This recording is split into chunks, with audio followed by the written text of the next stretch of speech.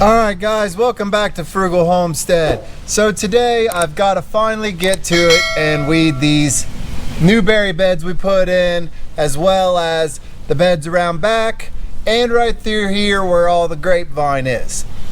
This is a messy job I've been putting off because of one major reason. I found a few points where there's poison ivy growing in it. Not sure if it got in there with the wood chips from where the guys that bring us the wood chips probably ground up a tree or tree limbs that had poison ivy vines on them. But the reality is that means gloves. Now generally you guys have seen me pull weeds. I never have a problem just doing them by hand, but sometimes you gotta take precautions. Now I do want to talk about what we do with our weeds, because a lot of people say you shouldn't compost them because of seeds. Essentially that's true. What I do is I put them all in a bucket or a big trash can, depending on how big a job it is. Take it down to the lot right next to our compost pile, spread it out in the grass, mow it with our mulching lawnmower, and then put it into a compost pile. Then I cover it with stuff to make it heat up. You know, I throw my browns, I throw my greens, throw my coffee filters and my coffee grounds in there, and I get it really hot. I generally don't have a problem after that with like weeds regrowing and stuff. My pile doesn't have a bunch of stuff growing on it, so that shows that it works. But you may be in a different area and you may have different weeds, so you know, take that in consideration. So there's two things on the agenda today. We weed out all these beds and get them ready, including the strawberry bed. That way the berries can have utilization of all their area and not get choked out for light, because some of these already get limited light. And this is first year, as in we just planted them midway last year, so this is the first heavy bearing year. I want to make sure they have all the opportunity possible. I also need to go trim down these blackberries and trim back some of this grapevine to let the plants have less stress on the overall plant. Now it is kind of late in the season to be doing this, but you'll be surprised how resilient these plants are. So let's get started.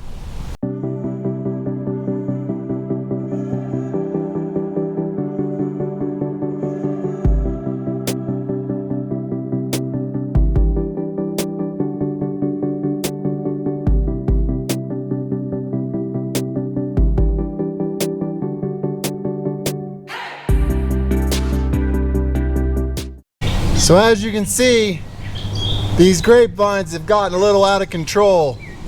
We really don't want them to spread that much, and they've gone down the entire fence row and kind of filled it up.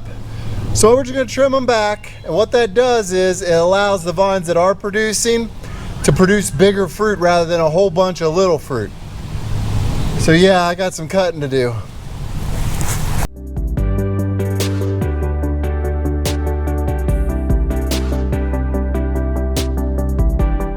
So as you can see behind me, we're in the same situation here. Some weeds are coming up around them, but the blackberries generally do a good job of keeping themselves unweeded. But we've got a bunch of overgrowth. It's just going to send a bunch of nutrients up to the part of the plant to try and produce fruit and stress the plant more. So even later in the spring like this, it's fine to go trim them back. You're going to find you have better results in the long run.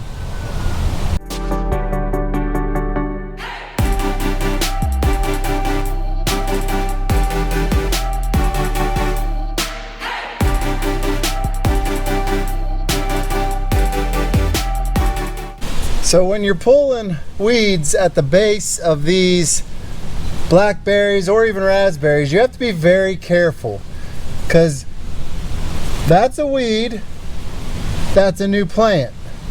So if you were to go grab this weed and just yank it out, you'd probably get a hold of one of the new start plants.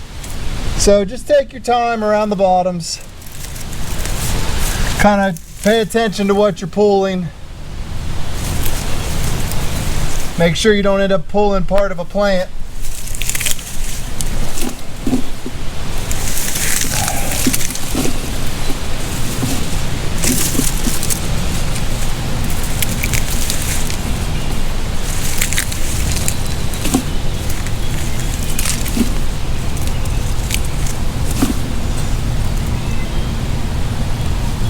Try and get down the root.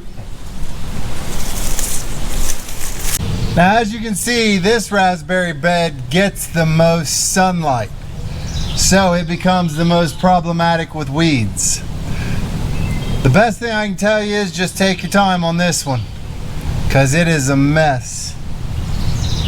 This is not one of the most fun jobs ever, but if you don't do it, you end up with things like this, which is a dead transplant.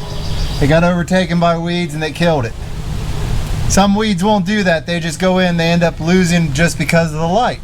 Other weeds are invasive and they will actually kill your raspberries.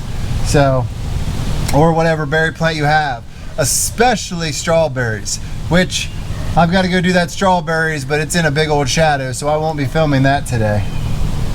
But I better get started. I got my work cut out for me in this bed.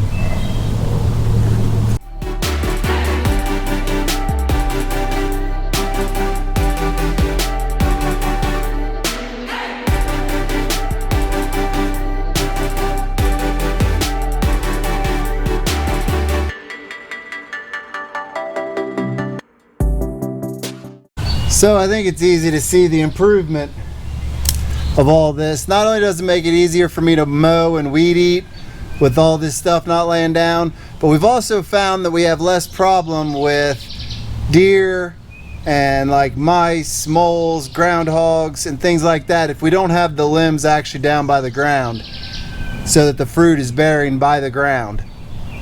Now we like to leave some on the inside of the fence down low because the dogs eat them.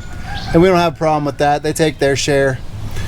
But these beds cleaned up now, you still have to be super careful when you're pulling it. I don't know if you guys saw it in the video, but I actually uprooted some plants trying to dig out a weed root. Trying to dig the taproot out. It actually upended the plants. The ground here is so good and so moist that it literally just lets it go. You know what I mean? It's not that firm and compact to kind of hold the roots in. It's really soft, it absorbs a lot of moisture, becomes real spongy, so it's nothing to yank up a plant, which is nice if you're trying to break up a root system and like transplant or split, but not real good if you're trying to weed around them. You kind of got to have your hand on the base of the plant and weed around. But that said, I'm pretty happy with the results. A good start. I still have to go inside and run the weed eater around the bottom of the fence to kind of get the rest of them that are on the inside of the fence. But I feel like I got something accomplished today. I still have to go do the strawberry bed, which is in a big shadow, which is not going to be fun as it's a little chilly and breezy today, but good way to spend a day, get something accomplished, feel good about what you're doing. I'm going to go down and mow this, compost this, all these weeds up, kind of clean up around here, work on some more beds. But I appreciate you guys coming along here. Don't be afraid to trim these berries any time of year. Everybody says don't do it, whatever. It's better to do it in the fall or the winter after the season's over, yes. But you can do it any time. You'd be amazed what blackberries, raspberries, and grapes can take in the season. You really would. Don't be afraid to trim things up. You know, train them the way you want. If you don't want them hanging over the rows or getting bigger, cut them back. I mean, all you're going to do is produce bigger berries on what's left. Now, that said, if you haven't already, go down and hit that subscribe button. Go down and hit that like button. Let me know what you're growing on your farm. Go to the comments.